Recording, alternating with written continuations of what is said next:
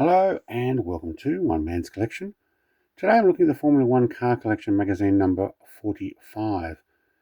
So this is the BMW Sauber F1.08, so 2008, Robert Kubica, or Kubica, I think it's Kubica, from memory. So BMW Sauber do have a 143 scale car here.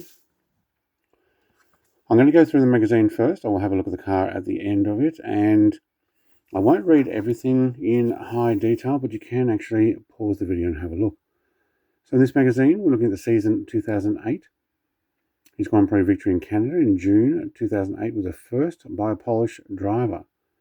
Technical focus of this particular BMW Sauber.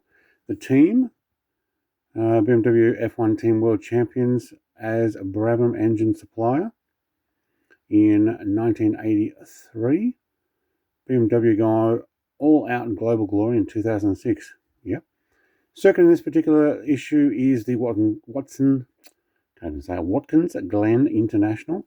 And the story so far is the 1994 farewell Ayrton. Hello, Michael. All right. Having a look at this one, a matter of destiny. Robert Kubica was the first Polish driver to win a World Championship Grand Prix. However, the kid from Krakow's victory in Montreal came as anything but a surprise. I don't know if they talk about his accident in here, but didn't he actually have an accident at Suzuka? We'll have a look. 1-2 in Canada for BMW Sauber. Canadian Grand Prix proved to be one of the most exciting races in 2008, with the Ferraris of Felipe Massa and Kimi Raikkonen in great form. It was Lewis Hamilton in his McLaren that shaped the race and the final result, hitting Raikkonen's car in the pit lane. Kubica took advantage, taking the lead and kept it right to the end thanks to a skillful management of the tyres and pit stops. Polish ace crossed the line immediately ahead of his teammate Nick Heidfeld. What was Heidfeld? As the pair recorded a historic 1-2 for BMW Sauber. Yeah, I was definitely into the racing at this time. I think we'd gone to the Melbourne GP in 2006, I think, and seen the live racing. Definitely into it. See Sebastian Vettel back in the Toro Rosso days, Jenson Button in the Honda, Sebastian Bourdais in Toro Rosso. I think I've actually got his Toro Rosso in a mini champs as well in my collection. Don't remember if I've shown off all the mini champs yet. I have to go back through my videos.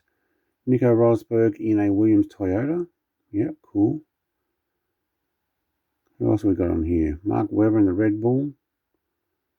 Is that with David Coulthard? Yeah, what David Coulthard days as well. Timo Glock in the Toyota. Jarno Trulli in the Toyota. Wow, yeah.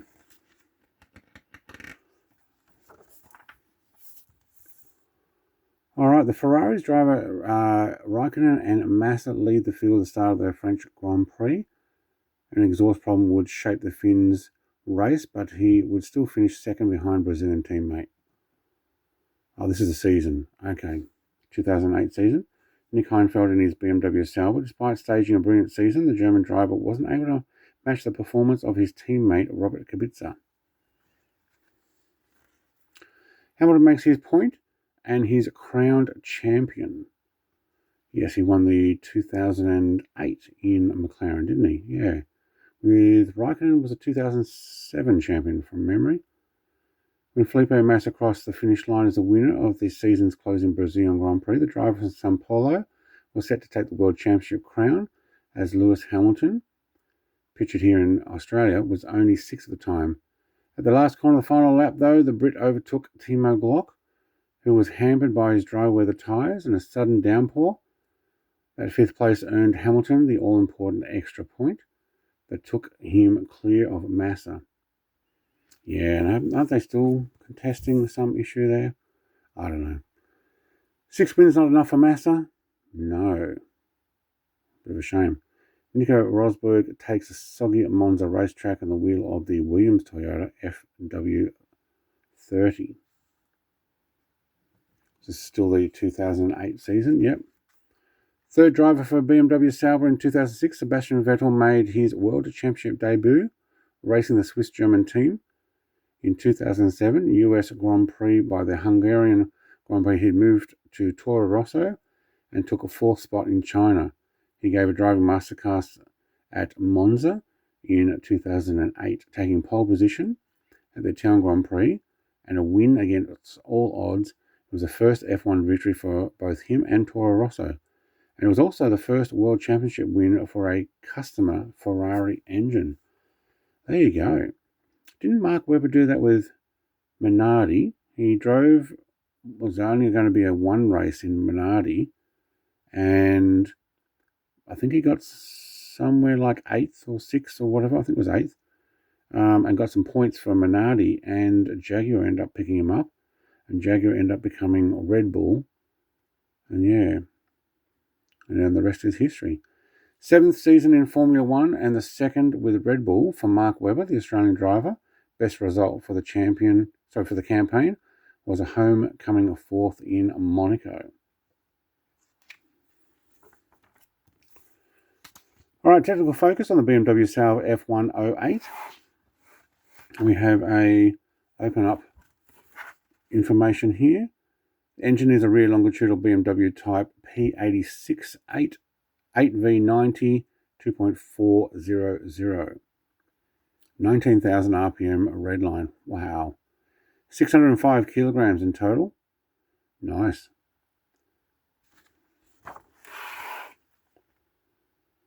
.4 litre V8.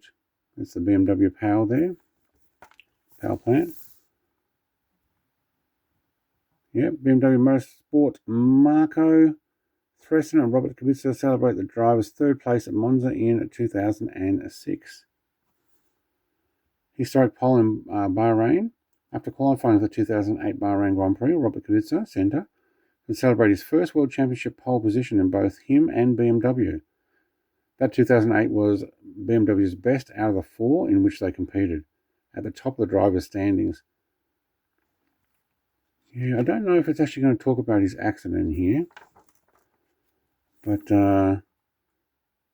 it was a bit of a shame that he had an accident and never got back into the same performance that he had before.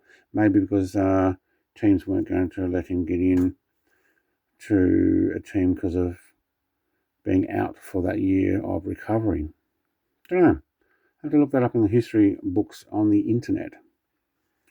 All right, the circuit on this particular one is the Watkins Glen International in the USA on the banks of the Seneca Lake. Quite a famous track. Watkins Glen Circuit made it into the championship calendar in 1961 after opening 13 years previously near the village of the same name. Featuring the World Championship 20 occasions under names of the United States Grand Prix until 75, and the United States Grand Prix East 76 to 80, and the first track layout lasted until 1970 and spanned just under 4 kilometres or 2.5 miles. It's later extended to the addition of the mixed section between old corners 4 and 5 and the construction of the current starting straight. The circuit was technically fast and appealing for fans. However, safety standards at Watkins Glen were modest and less suited for the demand of the World Championship. All right, that led to the removal of the top flight calendar. Oh, well, there you go. That's why it dropped out. Story so far is the farewell of 1994. Farewell, Ayrton. Hello, Michael. The sorrow and the triumph. Yeah, unfortunately, the tragic death marked the end of the era. Michael Schumacher emerged, and he would go on to prevail over Damon Hill by just 1 point. However, the season was tinged by controversy concerning the German's competitive behaviour. He did have a bit of a not an attitude, a way of defending there. But unfortunately, a lot of the world champions have been like that. You may, it's that you're not winning it out of just straight speed and performance. You're winning it out of cunning and preventing those behind you getting past defensively and or aggressively. All right, so it looks like they're 92 points for Michael Schumacher, Damon Hill for 91, Gerhard Berger 41, Mika Hakkinen 26, and John Alesi 24. That's my opinion, and millions others, and that's all it is. Just an opinion. Hope he gets better. All right, Williams win on 118 points, Benetton Ford on 103, but it was actually Michael driving the Benetton Ford by memory back in those days. All right, coming up in part 46 is the Ferrari 512 F1 from Lorenzo Bandini, not a red Ferrari red Porsche. And then on 47 is the Tyrrell 011. Michelle Arboreto. Was it Michael? I don't know. 1982. Let's have a look at the diecast car.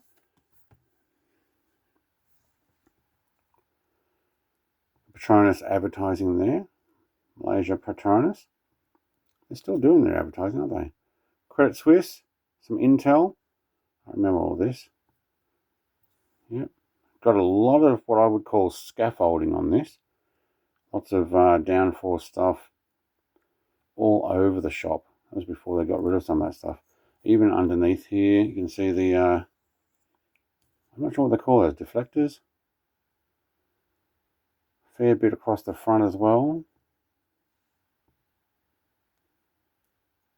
Back when they can actually do different things to other teams without being limited to, you can only do it this high or that wide, or and then all the cars all of a sudden start looking the same. BMW power on the back.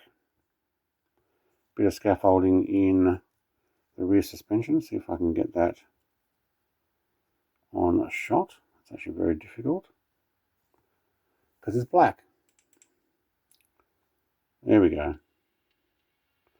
All the stuff holding it down and the exhaust pipes poking out there.